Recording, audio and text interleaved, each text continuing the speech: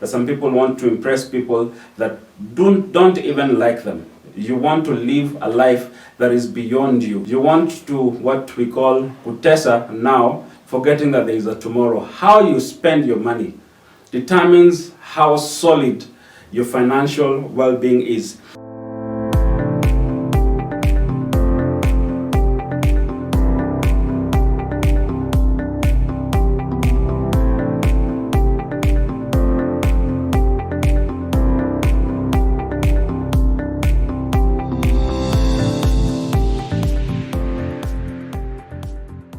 Good afternoon, good evening, depending on where you're watching us from.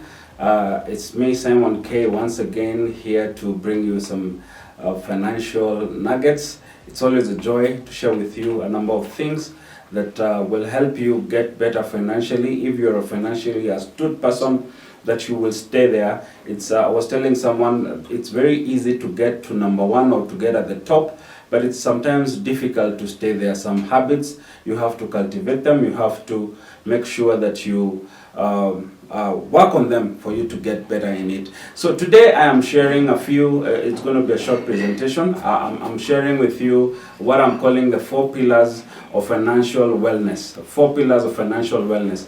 And when I talk about 4 pillars, we know a house has pillars. This is what, it's not everything about financial wellness.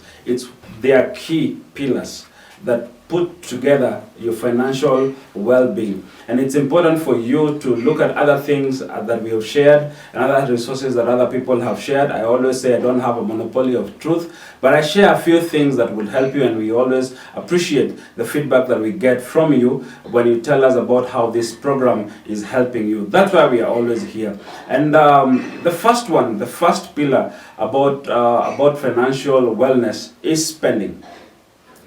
One, you will get income depending on how you get your income. You have a salary, you have a business, and this business, this salary, this inheritance, this allowance if you're a student that you get from your parents, this offering that you get from your church if you're a minister of the Word of God, this inheritance that you get from your parents when they pass on or when they're still alive but they're willing to give you inheritance.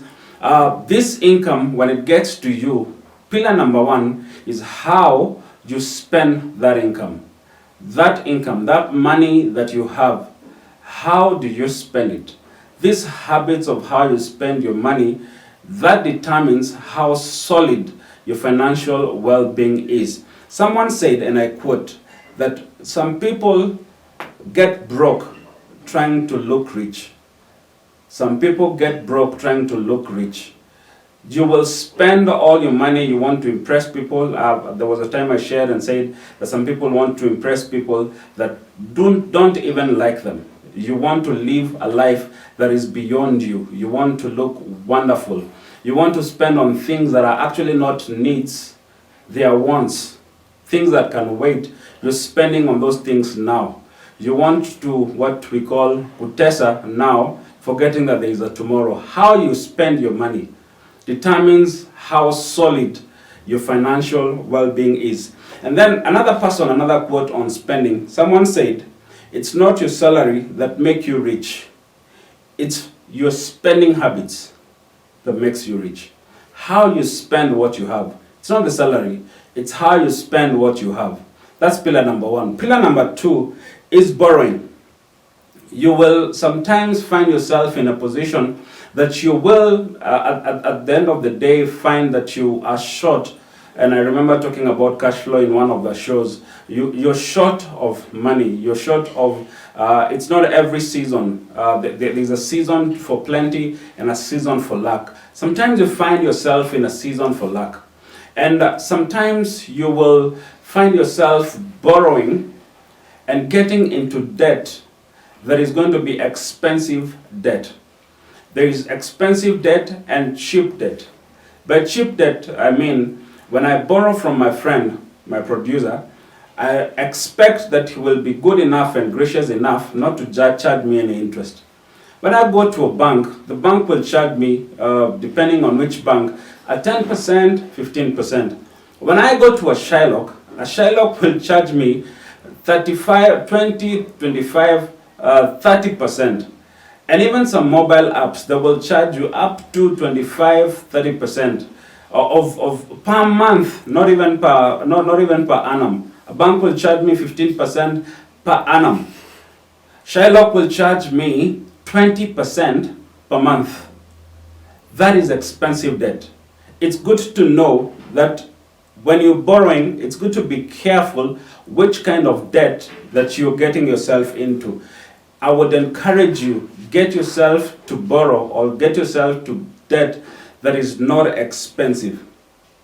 And if you get yourself borrowing, reduce your expenses and borrow that which you know for sure you're able to pay. Someone said that you need to stop borrowing if you're not able to pay. Nugget number 3, savings. When you get income, on these incomes that you get, it's always good and advisable to put in some savings on the side. As I said, not all seasons are the same. There are seasons that are rainy seasons, and there are seasons that are dry seasons. There's a season of plenty and a season of less plenty. When you have abundance, it's always important to set aside some money that is going to help you.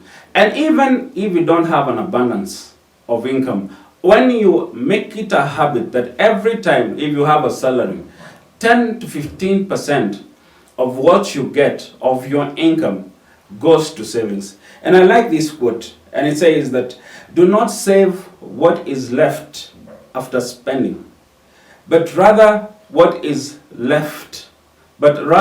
save before spending. Postpone spending and save, because you will not regret for tomorrow. Number 4, plan.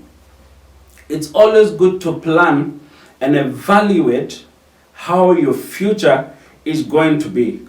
Because as you borrow, as you spend, as you save, it's good to know, how am I doing in terms of my borrowings? How am I over borrowing?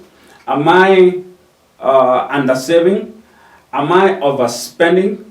And make sure that there is a balance, because balance is key to life.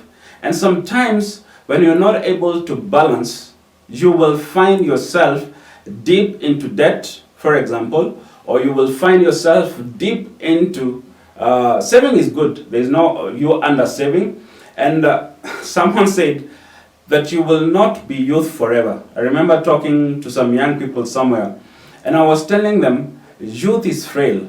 It's like the flower. Today it's glowing, and tomorrow it's gone. You will not always be youthful. You will not always be strong. Youth will go. What will you be spending on when you retire? I know sometimes some people will not think that they will one day retire, but retirement will come at some point. So it's always good to prepare and plan for retirement. So it's good to plan, evaluate the 3. How am I borrowing? What are my spending habits? What are my spending triggers? And I think I shared that in one of the shows about the spending triggers. If it is online, if I get myself online, I always spend. If I get myself with my friends, I always find myself spending. What are my spending triggers? Saving. It's always good to set aside some money, not only for now, even for the future.